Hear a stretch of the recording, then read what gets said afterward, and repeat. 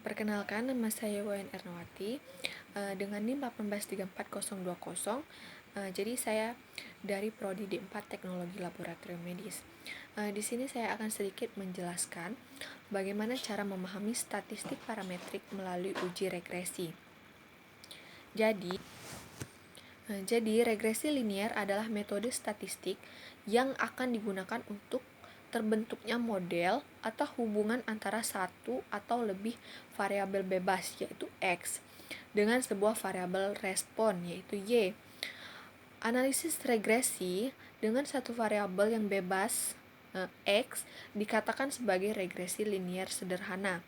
Sedangkan jika terdapat lebih dari satu variabel bebas atau X tadi, dikatakan sebagai regresi linier berganda. Regresi linier sederhana merupakan metode statistik yang banyak digunakan dalam penelitian. Yang secara umum, analisis regresi adalah hasil terhadap hubungan antara satu variabel yang disebut sebagai variabel yang akan diterangkan dengan satu atau dua variabel yang digunakan. Variabel yang digunakan selanjutnya dikatakan sebagai variabel respon, sedangkan variabel yang menerangkan biasanya dikatakan sebagai variabel bebas. Kemudian ada yang disebut sebagai analisis regresi linier berganda. Dengan analisis regresi, pada dasarnya pengenalan mengenai ketergantungan antara variabel dependen atau terikat dengan satu atau lebih variabel independen atau bebas, yang bertujuan untuk membentuk hasil dan atau memprediksi rata-rata pada data populasi atau nilai-nilai rata-rata variabel dependen yang didasarkan dari nilai variabel independen yang diketahui. Adapun tahap regresi linier ganda. Regresi linier berganda yang akan disimulasikan pada bagian menggunakan pendekatan ordinary least squares atau OLS.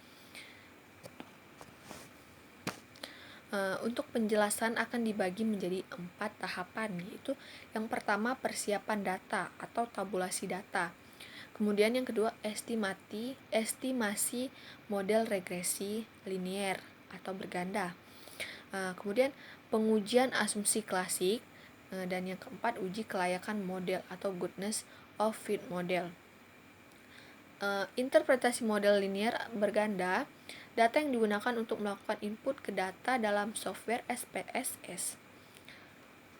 Setelah data diinput ke dalam software SPSS, maka langkah-langkah selanjutnya adalah menggunakan estimasi atau pendugaan model persamaan regresi linier.